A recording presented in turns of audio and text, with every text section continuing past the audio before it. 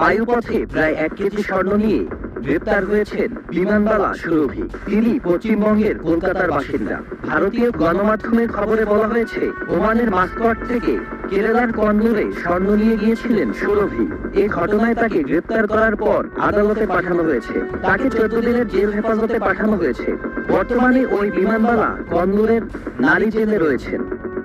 Director of revenue intelligence ডিআরআই জানিয়েছে, বিমানবালা সুরভির বায়ুপথে ছিল প্রায় 1 কেজি স্বর্ণ। 28 মে কন্নুর আন্তর্জাতিক বিমানবন্দরে নেমেছিলেন তিনি। সুরভিকে তল্লাশি করে প্রায় 960 গ্রাম স্বর্ণ মেলে।